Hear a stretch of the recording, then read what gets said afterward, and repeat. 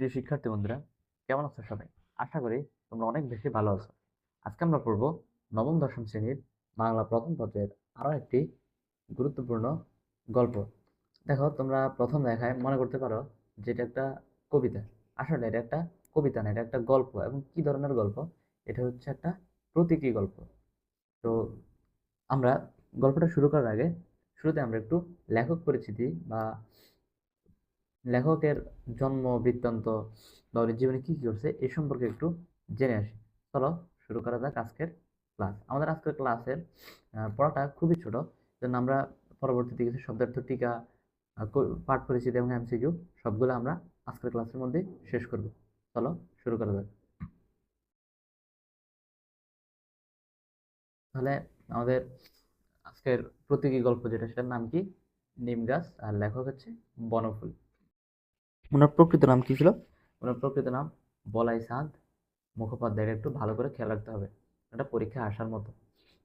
তারপর দেখো, 1899 সালের 19 জুলাই তিনি জন্মগ্রহণ করেন। তার জন্মসাল কবে এটা জানার এমনি পড়ে রাখতে পারো, বাট পরীক্ষার জন্য খুব বেশি একটা প্রয়োজন নেই। তারপর দেখো, এই যে এগুলো খুব বেশি একটা প্রয়োজন নেই। আমরা তারপর দেখি কি পড়া যায়। 1918 সালে শনিবারের চিঠিতে ব্যঙ্গ কবিতা ও প্যারোডি লিখে তার সাহিত্য অঙ্গনে প্রবেশ। তাহলে সাহিত্য অঙ্গনে কিভাবে ওনার প্রবেশ করছে? শনিবারের চিঠিতে ব্যঙ্গ কবিতা ও কি প্যারোডি লিখে। প্রবাসী পত্রিকায় তিনি এক পাতা আধ পাতার গল্প লিখতেন। তাহলে কোন পত্রিকায় এক পাতা আধা পাতার গল্প লিখতেন? প্রবাসী পত্রিকায়। গল্পগুলো আকারে ক্ষুদ্র, আকারে কি ছোট, কিন্তু বক্তব্যে তাৎপর্যপূর্ণ। মানে কি? ছোট হইলেও তেজ বেশি ছিল, মানে ছোট কিন্তু খুবই অর্থবোধক ছিল। যেমন এই আমাদের আজকে যে গল্পটা, নিম গাছ প্রতীকী গল্প, এটা ছোট, খুবই ছোট একটা গল্প, কিন্তু কি অর্থ কি অনেক বেশি। উল্লেখযোগ্য গল্পগ্রন্থ কি আছে? বনফুলের গল্প, বনফুলের আরো গল্প, বাহুল্য, বিন্দু বিসর্গ। এই যে ওনার কি নামের সাথে মিল রেখে গল্পগ্রন্থের নামগুলো দেওয়া হয়েছে। বাস্তব জীবনে ও জ্ঞান বিজ্ঞানের বিচিত্র উপাদান তার গল্প উপন্যাসে নিপুণভাবে প্রকাশিত হয়েছে।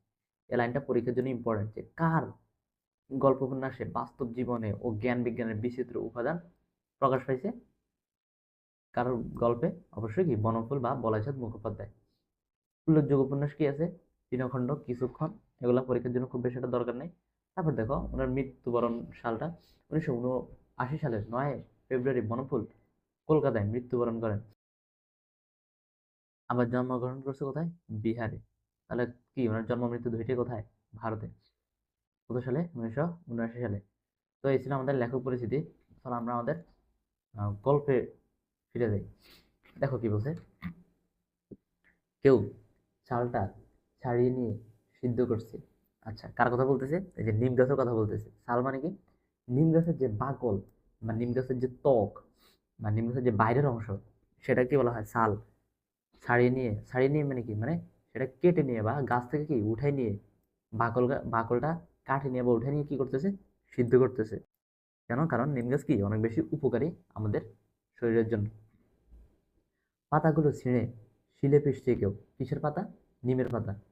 ছিঁড়ে কি করতেছে? শিলে পিষতেছে কেউ। তাহলে চলো আমরা আসলে এটা দ্বারা কি বুঝেছে, শিল মানে কি, চলো আমরা একটু দেখে আসি। এই যে দেখো, এই জিনিসটা কি? এই জিনিসটাই হচ্ছে কি? শিল।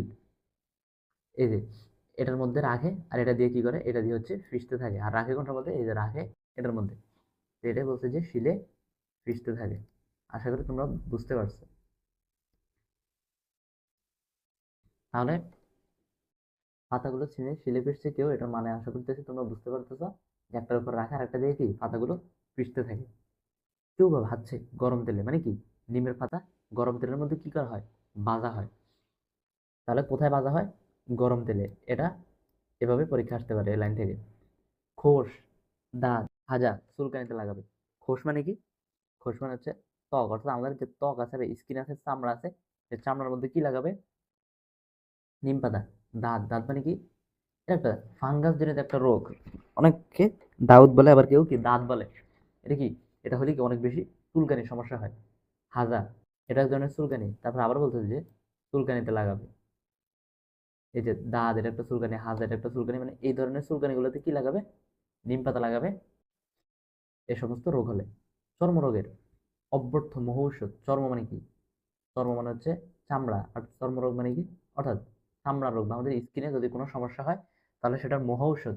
মহৌষধ মানে কি? মানে মহান যে ঔষধ, মহা ঔষধ, অর্থাৎ কি মানে উপকারী ঔষধ। অব্যর্থ মানে কি? অব্যর্থ মানে হচ্ছে যেটা কখনো ব্যর্থ হয় না।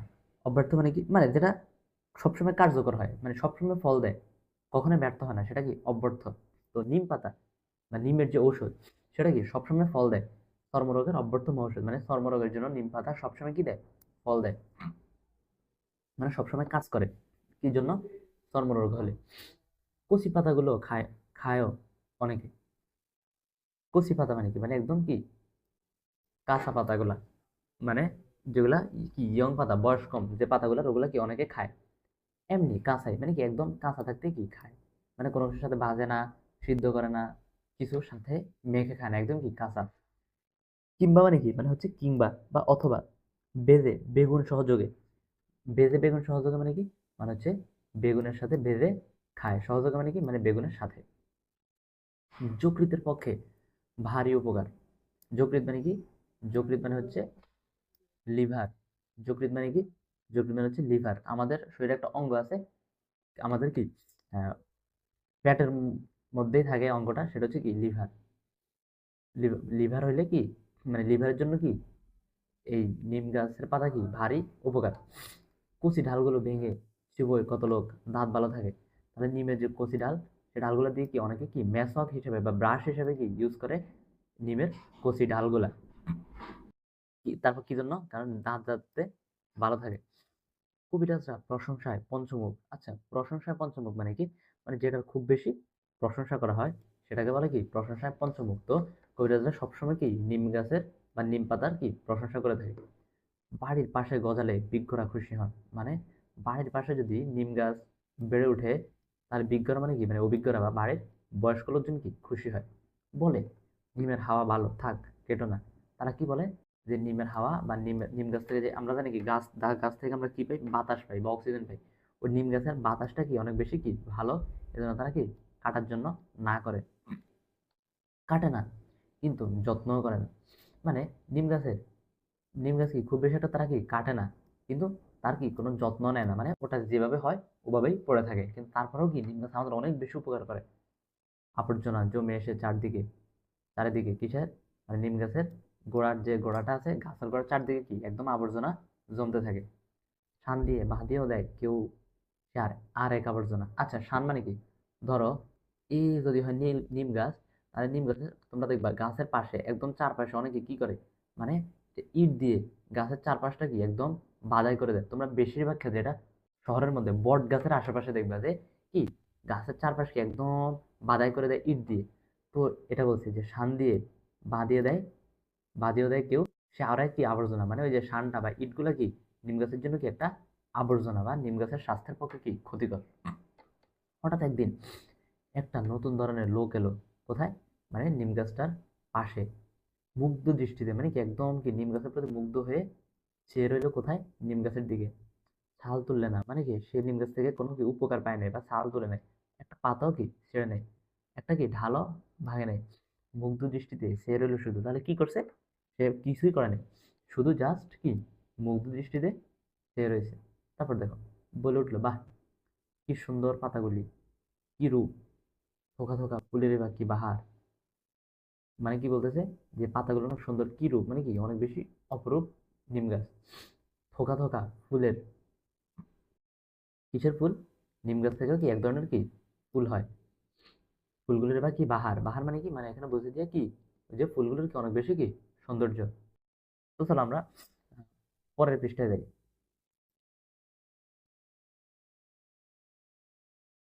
দেখো কি বলছে? এক ঝাঁক নক্ষত্র নেমে এসেছে যেন নীল আকাশ থেকে সবুজ সাগরে। বাহ! এটা কে বললো? এটা বলছে যে লোকটা কি নেমে আসছে, মানে নক্ষত্র নেমে আসছে কোথা থেকে? নীল আকাশ থেকে সবুজ সাগরে। বাহ বাহ কেন বলছে? মানে সে কি অনেক বেশি খুশি হয়েছে নিম গাছটা দেখে। খানিকক্ষণ সে থেকে চলে গেল। খানিকক্ষণ মানে কি? খানিকক্ষণ মানে হচ্ছে কিছু সময়। ক্ষণ মানে কি সময়, আর খানিক মানে কি কিছুটা, কিছুটা সময় সে থেকে চলে গেছে। কোথায় চেয়েছিল? মানে নিম গাছের দিকে। কবিরাজ নয়, কবি। না, ওই লোকটা কি? লোকটা কি কবিরাজ না, সে কি কবি। তারপর দেখো, নিম গাছটার ইচ্ছে করতে লাগলো লোকটার সঙ্গে চলে যায়। মানে নিম গাছটার কি মনে হইলো, মানে লোকটা যেহেতু তার অনেক বেশি কি প্রশংসা করছে, তো নিম গাছ ভাবলো কি যে আমার যেহেতু কেউ যত্ন নিচ্ছে না, তাহলে আমি কি ওই লোকটার সাথে চলে যাই, সে হয়তো আমার যত্ন নিবে। কিন্তু পারলে না। কেন পারলো না? কারণ নিম গাছটা কি, গাছ তো আর কোথাও যাইতে পারে না, মাটির ভিতরে শিকড় অনেক দূরে চলে গেছে। বাড়ির পিছনে আবর্জনার স্তূপের মধ্যেই দাঁড়িয়ে রইল সে। আবর্জনার স্তূপ মানে কি, মানে যেখানে ময়লা আবর্জনা ফেলা হয়। তাহলে নিম গাছ কোথায় দাঁড়িয়ে রয়েছে? বাড়ির সামনে নাকি পিছনে? কোথায়? পরীক্ষা যদি প্রশ্ন আসে এখান থেকে যে নিম গাছ কোথায় দাঁড়িয়েছিল, অবশ্যই কি বাড়ির পিছনে। এরপরে পরের যে লাইন, পরের লাইনের সাথে আমাদের উপরে উপরে যে পুরো নিম গাছ গল্পটা ছিল, ওই গল্পের কি কোনো মিল নেই। মানে কবি দেখো, লেখক শেষ করতেছে কিভাবে, ওদের বাড়ির গৃহকর্ম নিপুণা লক্ষ্মী বউটা ঠিক এক দশা। তাহলে দেখো, মানে এতক্ষণ কি বলছে আর এখন আসি, মানে একদম কি পুরা মানে আলাদা একটা কাহিনী দিয়ে শেষ করতেছে। ওদের বাড়ির মানে কি, নিম গাছটা যে বাড়িতে, ওই বাড়ির গৃহকর্ম মানে কি, গৃহের যে কাজ করে, নিপুণা মানে কি, নিপুণা মানে হচ্ছে পটু বা দক্ষ বা কি, মানে কাজে যে অভিজ্ঞ, লক্ষ্মী বউটা ঠিক কি একরকম দশা। এক দশা কার কার মতো দশা? নিম গাছটার মতো দশা। কেমন? যেমন আমাদের বাড়িতে যেসব আহ, বউরা থাকে বা আমাদের মারা থাকে, মা বউরা থাকে, বা আমাদের বাড়িতে যেসব মহিলারা থাকে, ওনারা কি সারাদিন আমাদের জন্য কি অনেক কষ্ট করে কি কাজ করে। কিন্তু আমরা কি তাদের কি ওই কাজের হিসেবে আমরা কাজ করা, যেরকম কাজ করে, যেরকম পরিশ্রম বা কষ্ট করে, আমরা ওই হিসেবে কি, ওই হিসেবে তাদের কি যত্ন নিতে পারি না। যেমন নিম গাছটার কি কেউ যত্ন নেয়, কিন্তু উপকার কি, সবাই নিম গাছ থেকে কি অনেক ধরনের উপকার পায়। তো তেমনি ভাবে আমাদের বাড়ির যেসব মহিলা বা বউরা আছে, তারাও কি আমাদের জন্য অনেক বেশি হাড় ভাঙা পরিশ্রম করে, কিন্তু ওই হিসেবে তারা কি প্রতিদান পায় না। এবং নিম গাছটা যেরকম মাটির ভিতরে শিকড় দূরে চলে যাওয়ার কারণে কোথাও যাইতে পারতেছে না, তেমনিভাবে আমাদের বাড়ির ওইসব কি মহিলারাও কি কোথাও চলে যেতে পারতেছে না। কারণ কি, যতই তারা পরিশ্রম করুক কি বা কষ্ট হোক, কিন্তু এই বাড়ির প্রতি কি তাদের একটা কি টান চলে আসছে। এই বাড়ি ছেড়ে কি তাদের এখন কোথাও যাওয়াও কি সম্ভব না। তাল মানে কি?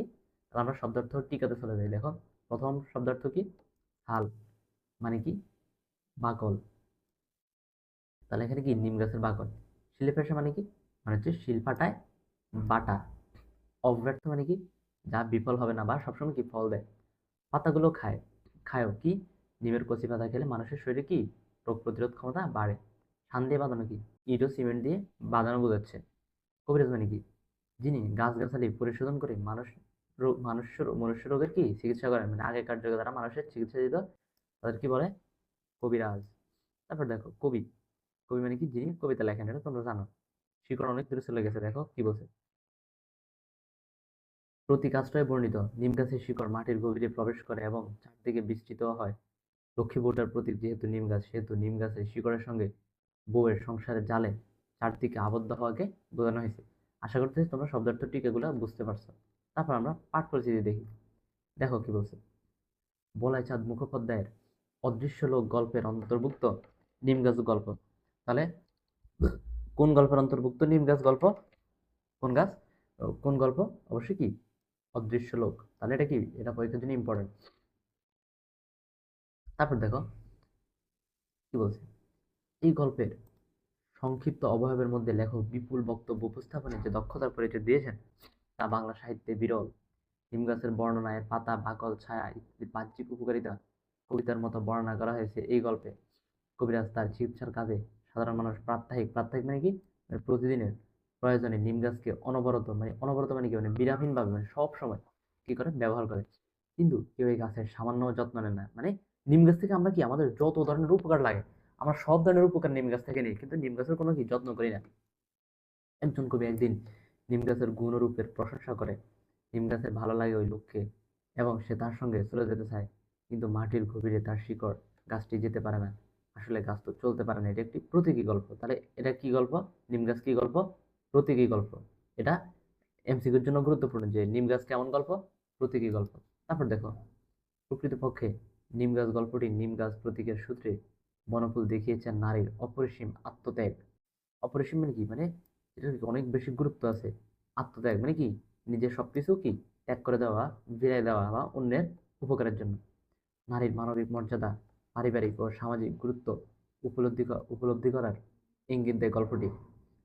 মানবিক মর্যাদা বা মানুষ হিসেবে তাকে যে মর্যাদা দেওয়া দরকার, তারপরে পারিবারিক গুরুত্ব ও সামাজিক গুরুত্ব, উপলব্ধি মানে কি, মানে হচ্ছে এই যে সামাজিক ও পারিবারিক কি গুরুত্বটা কি, মানে আমরা যদি চিন্তা করি নারীদের ক্ষেত্রে, সেটার ইঙ্গিত দেয় এই নিম গাছ গল্পটা।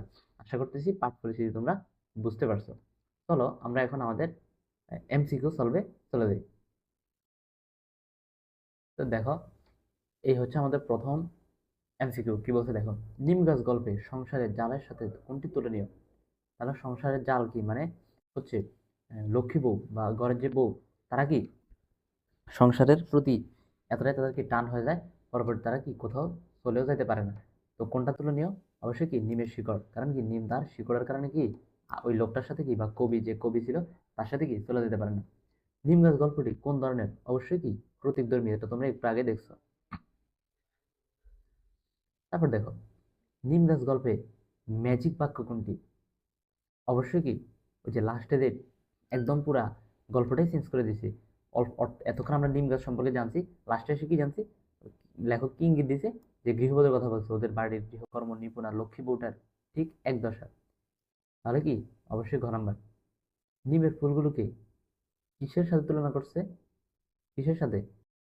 অবশ্যই কি এক ঝাঁক, এটা হবে নক্ষত্র, বানানটা একটু ভুল আছে, কি হবে এক ঝাঁক নক্ষত্রের সাথে। তাহলে চলো আমরা দেখি এটা আসলে কোথায় আছে। এই যে দেখো, এক ঝাঁক নক্ষত্র নেমে এসেছে যেন নীল আকাশ থেকে সবুজ সাগরে। বাহ! তাহলে কিসের সাথে তুলনা করছে? নক্ষত্রের সাথে তুলনা করছে, দেখো। এরপর কবির কল্পনায় নিম গাছের পাতাগুলো কিভাবে ধরা পড়ছে? উম, ক নাম্বার কি বলছে? ঢেউ খেলানো নদী। খ নাম্বার কি বলছে? যে সবুজ পর্বতের সারি, তারপরে মেঘ ঢাকা আকাশ, সবুজ সাগর। তাহলে কি হবে? অবশ্যই কি সবুজ সাগর। তারপর দেখো, আমরা আমাদের এই যে এমসিকিউ গুলো, এগুলো একটু পরে সলভ করি। আমরা আমাদের অন্য এমসিকিউ গুলো একটু দেখি। এই যে দেখো, উপকার পাওয়ার জন্য নিমের কোন অংশটি অনেকে কাঁচা খায়? তাহলে কি কচি পাতা কি অনেকে কাঁচা খায়? তাহলে কি হবে? পাতা। কচি পাতা অপশন নাই, বাট পাতা আছে, তাহলে অ্যান্সার কি হবে? অবশ্যই পাতা। নিমের পাতা ভেজে কিসের সাথে খাওয়া হয়? অবশ্যই কি বেগুনের সাথে। এটা কোথায় আছে? এটা আমাদের গল্পের শুরুতে আছে। তারপর আমরা একটু দেখে আসি, চলো এটা আসলে কোথায় আছে। দেখো, কিংবা ভেজে বেগুন সহযোগে, তাহলে কি কিসের সাথে খায়? অবশ্যই কিসের সাথে? বেগুনের সাথে। তারপর দেখো, যকৃতের জন্য উপকার কোনটি? অবশ্যই কি নিমের পাতা। এই যে দেখো, কি বলছে, কচি পাতাগুলো খায় অনেকে, এমনই কাঁচাই কিংবা ভেজে বেগুন সহযোগে যকৃতের পক্ষে ভারী উপকার। তাহলে যকৃতের পক্ষে কোনটা ভারী উপকারী? কি? অবশ্যই কি কচি পাতা। আশা করতেছি বুঝতে পারছো তোমরা। তারপর দেখো, নিমের কোন অংশটি অনেকে চিবিয়ে থাকে? কোনটা? কি নিম গাছের কি ঢাল কি অনেকে চিবায়? তাহলে দেখি আমরা এটা কোথায় আছে। এই দেখো, কচি ঢালগুলো ভেঙে চিবোয় কত লোক? তাহলে কি হবে? অ্যান্সার হবে অবশ্যই কি কচি ঢাল। নিমের কচি ডাল চিবলে কি উপকার পাওয়া যায়? কি? অবশ্যই কি দাঁত ভালো থাকে। কি জন্য? কারণ ব্রাশ হিসেবে ব্যবহার করে। কবিরাজরা কিসের প্রশংসা পঞ্চমুখ? অবশ্যই কি হবে? নিমের পাতার। এরপর দেখো, কবিরাজরা প্রশংসা পঞ্চমুখ কিসের কারণে? অবশ্যই কি যেহেতু উপকারের কারণে, সৌন্দর্যের কারণে কিন্তু অবশ্যই কি নিমের উপকার কারণে। কারণ কবিরাজরা কি, তারা ডাক্তার, বা আগেকার যুগে যারা চিকিৎসা দিত তাদের কবিরাজ বলা হতো, জন্য কি অবশ্যই উপকারিত হবে। কোনটি ঘটলে বিজ্ঞরা খুশি হন? বাড়ির পাশে কি নিম গাছ গজালে বিজ্ঞরা কোনটি করতে নিষেধ করেছেন? কি নিম গাছ কাটতে তারা কি নিষেধ করে থাকে। কোন যুক্তিতে বিজ্ঞরা নিম গাছ কাটতে নিষেধ করেন? কেন? কি নিমের হাওয়া ভালো। দেখো, আমি তোমরা বলতে পারো যাবে পাতাও তো উপকারী, কিন্তু নিষেধ করে কি জন্য? নিমের হাওয়া ভালো। চলো আমরা তাহলে এটা দেখে আসি, এটা কেন অ্যান্সার হয়েছে।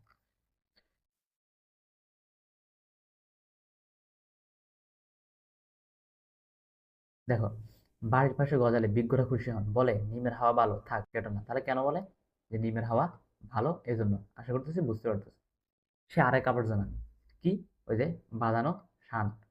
তো চলো দেখি আসলে এটা কোথায় আছে। এই যে দেখো, শান দিয়ে বাঁধিয়েও দেয় কেউ, সে আরেক আবর্জনা। তাহলে কোনটা আরেক আবর্জনা? অবশ্যই কি শান দিয়ে বাঁধানো। এরপর দেখো, ডিমের চারধারে আবর্জনা জমার কারণ কি? কি? অবশ্যই কি অযত্ন।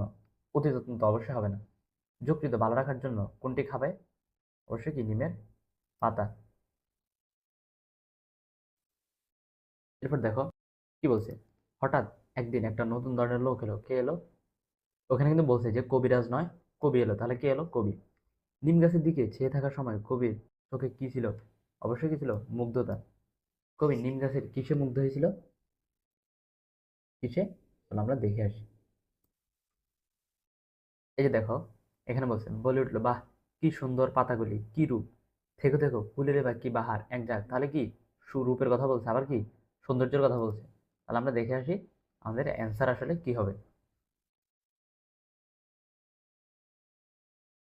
তাহলে কি অবশ্যই কি ফুলের সৌন্দর্য। যেহেতু সুন্দরের কথা বলছে আর রূপের কথা বলছে, তাহলে কি হবে? পাতা ও ফুলের সৌন্দর্য। এরপর দেখো, নিম গাছের দিকে খানিকক্ষণ চেয়ে থেকে কবি কি করলো? কি করছে? ডাল ভাঙে নাই, গাছের ওপর চড়ে বসলে কিছু পারে না, তারা কি করছে? চলে গেল। খানিকক্ষণ থেকে কি চলে গেছে। নতুন ধরনের লোকটা চলে যাওয়ার সময় নিম গাছের কি ইচ্ছে হলো? কি হচ্ছিল? যে নিম গাছটাও কি তার সাথে চলে যাবে, কিন্তু যেতে পারে না। কেন? কারণ শিকড় কি অনেক গভীরে। ইচ্ছে থাকলেও কবির সাথে নিম গাছ যেতে পারলো না। কেন? চারপাশে আবর্জনার স্তূপ না, শান দিয়ে বাঁধানো না, শিকড় কি মাটির গভীরে ছিল বলে কি যাইতে পারে নাই। তারপর দেখো, নিম গাছ গল্পে নিম গাছের জীবনের সাথে কার তুলনা করা হয়েছে? অবশ্যই কি একটা দুঃখিনী গৃহবধূর। এরপর দেখো, নিম পাতা তেলে ভাজা হয় কেন? অবশ্যই কি ঔষধি গুণ বাড়ানোর জন্যই তো, নাকি? অবশ্যই এটা হবে। এরপর দেখো, কোনটি খেলে মানুষের শরীরে রোগ প্রতিরোধ ক্ষমতা বাড়ে? কোনটা? অবশ্যই কচি নিম পাতা। নিম গাছ গল্পে নিম গাছের চারপাশে কি দিয়ে বাঁধিয়ে দেওয়া হয়েছিল? কি দিয়ে? চলো আমরা এটা দেখে আসি আমাদের শব্দার্থ টিকা থেকে। এই যে দেখো, শান দিয়ে বাঁধানো, এখানে কি ইট ও সিমেন্ট দিয়ে বাঁধানো বোঝাচ্ছে। তাহলে কি দিয়ে বাঁধানো? অবশ্যই কি হবে? ইট ও সিমেন্ট দিয়ে। কোথায়? এই যে ক নাম্বার। গাছগাছালি পরিশোধন করে যিনি মনুষ্য রোগের চিকিৎসা করেন তাকে কি বলা হয়? এখানে অপশন ঘর ঘটা নাই, তারপরেও অবশ্যই কি হবে? এটা কি অ্যান্সার কি হবে? কবিরাজ। তো চলো দেখি আমরা আমাদের পরে কি আছে। এই দেখো, এখানে উপরে যতগুলো এমসিকিউ আছে এগুলো সব কি কবি পরিস্থিতি পড়লে তোমরা পাবা। আর কবি পরিস্থিতি থেকে কি পরীক্ষার জন্য খুব বেশি একটা ইম্পর্টেন্ট না, এজন্য এগুলো দেখাচ্ছি না। আমরা দেখি কবি পরিস্থিতির বাইরে আমাদের কি এমসিকিউ আছে এই পৃষ্ঠায়। কি বলছে দেখো, নিম গাছ গল্পে কি সিদ্ধ করার কথা বলা হয়েছে? অবশ্যই কি নিমের পাতা সিদ্ধ করার কথা বলা হয়েছে। নিমের কোন অংশ শিলে পেশার কথা বলা হয়েছে নিম গাছ গল্পে? কোন অংশ? কি হবে অ্যান্সার? কি হবে? পাতা। তারপর আমরা দেখি আসলে এটা কোথায় আছে। এরপর দেখো যে পাতাগুলো ছিঁড়ে শিলে পিষছে কেউ, তাহলে কি হবে? অবশ্যই কি পাতাগুলো হবে অ্যান্সার। সিদ্ধ করার কথা কি বলা হয়েছে? সরি, এটা নিমের ছাল হবে। এটা ভুল, এখানে ভুল দেওয়া হয়েছে। কি হবে? নিমের ছাল সিদ্ধ করার কথা বলা হয়েছে। এরপর দেখো, নিমের কোন অংশ খোস দাঁত হাজা চুলকানিতে লাগানো হবে? তাহলে কোন অংশ? তাহলে আমরা দেখে আসি কোন অংশ।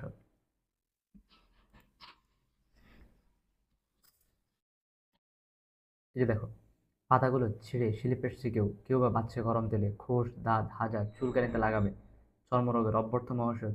তাহলে কি কিসের কথা বলা হয়েছে? এখানে পাতার কথা বলা হয়েছে। আশা করতেছি তোমরা বুঝতে পারছো। তারপর দেখো, এই এমসিকিউ গুলো আমরা তখন সলভ করিনি, চলে গেলে আমরা সলভ করি। ডিমের উপকারী অংশ কি? ডাল, চাল, পাতা। অবশ্যই কি কচি পাতা কি বেগুনের সাথে বেঁধে খায়। তারপর ছাল তো অবশ্যই সিদ্ধ করে। আর ঢাল কি দাঁতের জন্য। কচি ডাল কি দাঁতের জন্য। তাহলে অ্যান্সার কি হবে? গ নাম্বার, সব কি উপকারী। নিম গাছের প্রশংসায় কে পঞ্চমুখ হয়েছে? অ্যান্সার কি হবে? কবিও কি প্রশংসা করছে, আবার কি কবিরাজও প্রশংসা করছে। তাহলে অ্যান্সার কি হবে? অ্যান্সার হবে ক নাম্বার। নিমের পাতার ঔষধি গুণ রয়েছে কি? চর্মরোগ নিরাময়ের কথাও পড়ছো, যকৃত ভালো রাখারটাও পড়ছো, দাঁত মজবুত করারটাও কি পড়ছো। তাহলে অ্যান্সার কি হবে? অ্যান্সার হবে ঘ নাম্বার। তারপর দেখো, এখানে আমাদের আরো কিছু এমসিকিউ আছে, আমরা সেগুলো একটু দেখি।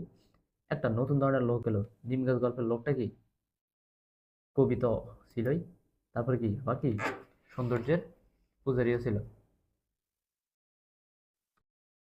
আবার 1 নম্বরে কি বলছে, অনুভূতি প্রবণ, তাহলে অ্যান্সার কি হবে, অ্যান্সার হবে ঘ নাম্বার। নিমগাছ গল্পে উল্লেখিত গৃহকর্ম নিপুণা লক্ষ্মীপুটে কি পরিবারের কি সবার উপকার করে। আবার অবহেলার পাত্রী, তাহলে অ্যান্সার কি হবে 1 ও 2। অবহেলার পাত্রী কেন হবে অ্যান্সার, কারণ নিম গাছের যত্ন কিরকম যেরকম কেউ নেয় না, তো কি গৃহবধূরও কি কেউ যত্ন করে না বা নেয় না। তো এই ছিল আজকে আমাদের ক্লাস। আশা করতেছি আজকে ক্লাসটা তোমাদের কাছে অনেক বেশি ভালো লাগছে।